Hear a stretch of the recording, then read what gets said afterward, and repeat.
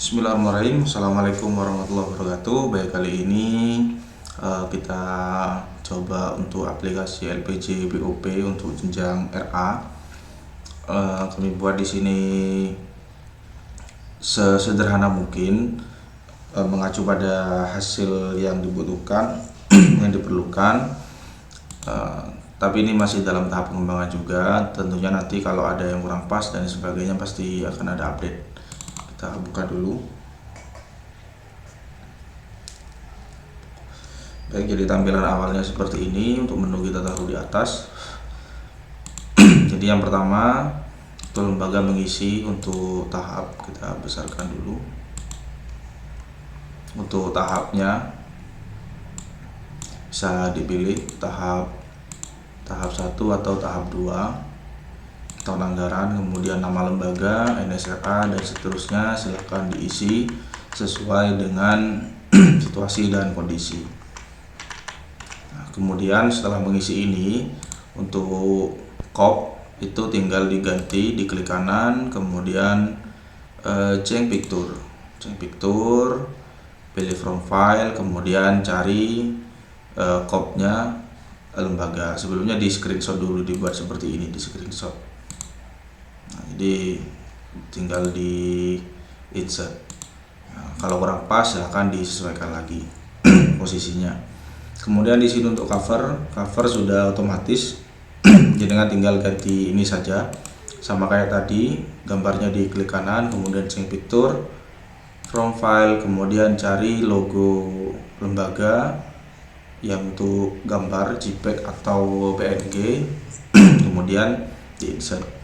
Kemudian untuk ini sudah kami sesuaikan dengan data yang diinput, jadi tidak perlu diutak-utak lagi, tinggal input yang di depan.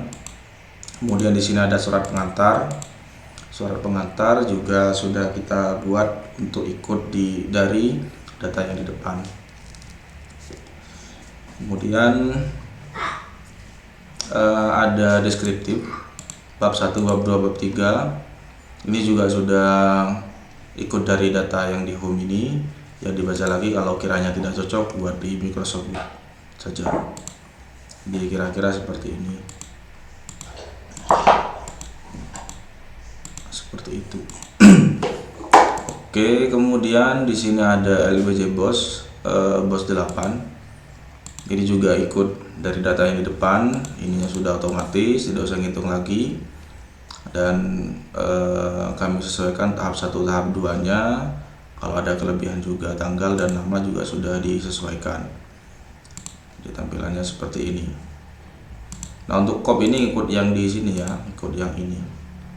Kemudian setelah ini dicetak untuk kebutuhan, kemudian kita ke transaksi. Jadi transaksinya kita input di masing-masing bulan. Kita contohkan bulan Januari. Yang pertama itu saldo awal tahun, pasti di banknya berapa, di rekening tinggal diisi. Nah, kemudian di sini saya contohkan ada uang masuk. Kalau uang masuk ini ada beberapa pilihan. Di saldo awal tahun, bank, kas, masukan, pengeluaran, PPN, PPH dan seterusnya sampai PPH 23. Jadi tinggal jenengan sesuaikan pengeluaran atau pemasukan itu apa. Kalau transfer dari Kemenang, pilih bank. Penarikan bendahara, pilih bank juga sama kas. Seperti itu. Ini tanggal transaksinya. Kalau sama, ya dibuat sama. Kadang kan ada pembelian yang masih belum ada uang, jadi transaksinya tanggal Januari, uangnya cair bulan, misalkan bulan April, maka tanggal dibayarnya bulan April.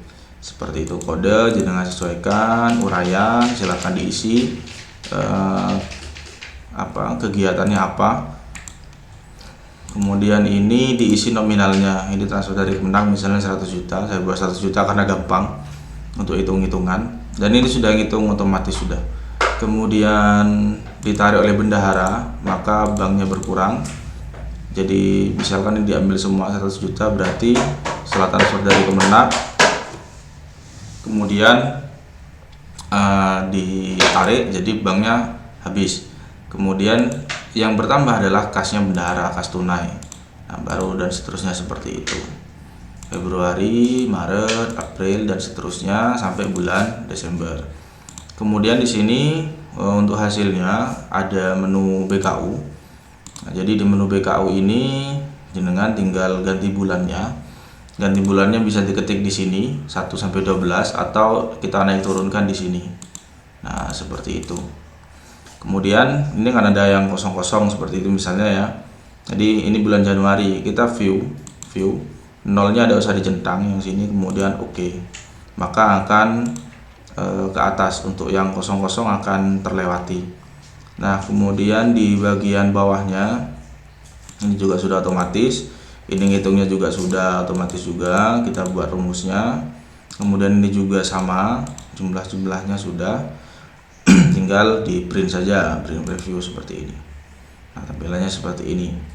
Kemudian misalkan Januari sudah kita print, mau ke Februari kita naikkan Februari. Nah, kemudian ini viewnya diklik lagi, nolnya ada usah dicentang, klik OK. Nah, maka Februari dan seterusnya Maret. Oke, nah naik sendiri kan seperti itu. Nah, ini juga sudah otomatis. Nah, kemudian ada pembantu pajak juga, BPP pajak kalau memang ada pembelian yang berpajak. Ini juga sempat agak ragu juga karena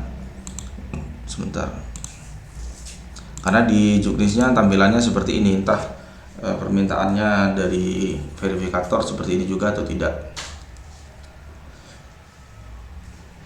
Jadi untuk Januari kebetulan untuk transaksi itu tidak saya masukkan pajak, tapi di bulan Februari ada. Ini ada pajak bulan lalu berapa, kemudian pajak apa yang sudah kita masukkan. Kita lihat Februari. Ini misalnya pembelian printer harganya 3 juta. Kemudian karena 3 juta ada pajak, ini saya buat masih PPN 10% ya, jadi tak isi 300.000 lah gampangannya seperti itu. Ini tulis PPN Februari, tanggal dibayar, silakan diisi bayarnya tanggal berapa. Kemudian di sini tulis keterangannya, terus nominalnya 300.000 BPP.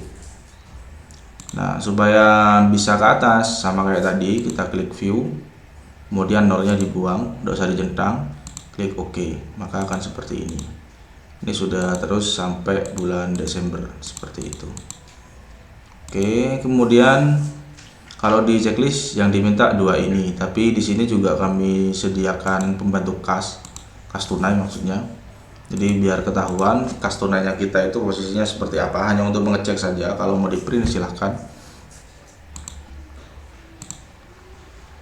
Oke. Nah, jadi bulan Januari kasnya kita bertambah 100 juta. Kemudian kita mengeluarkan beli cilok. Oke, ini kita mengeluarkan beli cilok 300.000. Beli cilok 300.000. Nah, maka sisanya ini 99.700. Bulan Februari kita oke lagi seperti ini, maka akan muncul kas sebelumnya juga muncul di sini, saldonya segini. Kemudian kita beli kertas A4 2 rem misalnya, sudah kita isi di sini Februari. Ini beli kertas 2 rem. Kemudian 80.000 mengeluarkan uang kredit, saldonya sekian. Ini sudah otomatis, dosa ngitung sudah. Biarkan Excel yang menghitung, kalau dihitung manual capek, kapan selesainya. Nah, seperti itu. Oke, untuk kas. Kemudian di sini ada pembantu bank, kalau misalnya untuk ngecek saldo di bank dari hitungan transaksi yang kita masukkan apakah sudah sesuai atau tidak, maka lihat di sini. Ini bulan Januari ya, kita view. Oke. Nah, jadi saldo awal tahun itu 0, saya buat 0. Kebetulan 0, kalau mau diisi silakan. Saldo di rekening. Kemudian ada masukan transfer dari Kemenak 100 juta. Anggaplah kita ditransfer uang uang BOP-nya 100 juta. Maka saldonya bank 100 juta. Kemudian ditarik oleh bendahara 100 juta, maka saldo di banknya habis. Bulan Februari. Oke. Nah, di sini ada bunga bank 2.500 cocone. Nah, jadi bertambah saldonya 2.500. Bulan Maret masih tetap dan seterusnya seperti itu. Jadi untuk ngecek ini buku membantu bank untuk ngecek apakah sudah sesuai dengan yang di rekening atau tidak. Kalau di checklist sementara yang ada itu kemarin tidak diminta, cuma saya sediakan saja. Kemudian berikutnya kwitansi. Nah, kwitansi tampilannya seperti ini. Jadi ini halaman kwitansinya, untuk bukti fisiknya di halaman selanjutnya, di baliknya ini, biar lebih rapi. Jadi sudah otomatis. Pertama kita tentukan bulannya, misalkan ini bulan 1, maka bulan Januari kalau kita pindah seperti ini, maka ini akan berubah sesuai dengan bulannya, sesuai dengan 3 Maret dan seterusnya. Kemudian di bulan Januari ada urut transaksi, misal tiap bulan ya, contoh Januari ini transaksi 1, 2, 3, 4, 5 dan seterusnya. Nah, maka kita bisa pindah-pindah ini untuk nomor urut transaksinya. Kalau kayak gini, kayak penarikan bendahara kan tidak perlu kwitansi, jadi untuk yang pengeluaran saja. Nah, misalkan ini beli cilok 300.000, ini saya buat lebar karena nanti kemungkinan ada pembelian yang cukup panjang, misalnya beli alat kebersihan, sapu lidi dan sebagainya dan banyak, jadi saya buat agak lebar. Oke, seperti itu. Kemudian ini bisa print halaman ini saja, jadi satu lembar ini, satu tampilan, atau print 1 bulan. Jadi kalau misalkan mau ngeprint 1 bulan ada banyak transaksi, sudah jenengan cek semua sudah oke, daripada ngeklik 1 kemudian dipindah, 1 dipindah, langsung klik print 1 bulan, maka dia akan ngeprint 1 bulan, berapa transaksi pun akan di print seperti itu. Kemudian untuk ini sumber dana ini sudah otomatis, jadi kalau Januari Juni itu tahap 1, kalau Juli Desember tahap 2. Kita pindah ke bulan Juli ya. Nah, Juli tahap 2 seperti itu. Ini tanggal transaksi, ini tanggal dibayarnya, ini penerima uang, kemudian nama bendahara, nama camat, nota bukti terlampir. Oke, kwitansi sudah. Kemudian di sini ada rekap, ya tidak tahu lah kok di tempat kami ada rekap seperti itu. Mungkin tempat lain mungkin ada perbedaan, ya kami kurang paham. Jadi ini ya, jadi dari atas dulu, bantuan BOP RA tahap 2. Kalau misalnya ini kita isi tahap 2 ini, maka di rekap ini tahap 2 juga, tahun anggarannya mengikuti. Kemudian kalau tahap 2, maka yang di sini muncul adalah bulan Juli sampai Desember. Nah, misalkan kalau dicentang nolnya maka muncul semua di sini.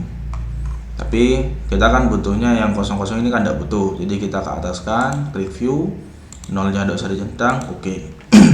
Maka akan urut seperti ini sampai November. Desembernya kebetulan kami kosongi. Nah, seperti itu, agak lebar karena antisipasi yang panjang-panjang seperti ini. Kalau tahapnya kita ganti tahap 1 ke tahap 1 rekap, maka di sini tahap 1 juga. Oh, tahunnya ketinggalan, nanti kami lengkapi. Nah, tinggal kita view, oke. Maka di sini Januari sampai Juni seperti itu. Oke, tahap 2. Oke, kurang tadi kata-katanya, ya bisa kita perbaiki dalam tahap pengembangan. Kemudian surat pernyataan tanggung jawab belanja. Nah, ini juga sudah otomatis saya buat sesuai dari inputan dari depan dan juga perhitungan transaksi. Persentasenya juga sudah ada, jadi tinggal di print. Kalau kurang cocok nanti ya bisa kita sesuaikan lagi, bisa kita update. Kemudian di sini ada bos 5 pernyataan rekening, ini sudah kita sesuaikan sesuai dengan data yang di sini di home, tinggal cetak saja. Nah, di semesternya pemahaman saya itu dari karena ini tahun pelajaran ya, jadi ini kayaknya semester tahun ajaran, bukan tahun anggaran. Jadi ya pemahaman saya seperti itu. Tapi kalau ada kekeliruan bisa dirubah lagi. Kemudian ini sudah mengikuti rumusnya dan seterusnya. Untuk data siswa memang tidak kami masukkan karena khawatir terlalu berat karena pakai rumus count if dan sebagainya, menghitung itu terlalu berat. Ya kita tahu lah, perangkat laptop ataupun PC yang ada di lembaga kan tidak semuanya bagus. Jadi kalau misalkan terlalu berat, nanti bukannya mempermudah tapi malah mempersulit. Nah, kemudian di sini ada simpan, silahkan disimpan kalau sudah selesai. Kalau ini ada yang kurang lebar dan lain sebagainya, bisa pakai ini untuk memperlebar-lebarnya, seperti itu. Ya, kira-kira gambaran awalnya seperti itu. Kurang lebihnya mohon maaf dan terima kasih. Wassalamualaikum warahmatullahi wabarakatuh.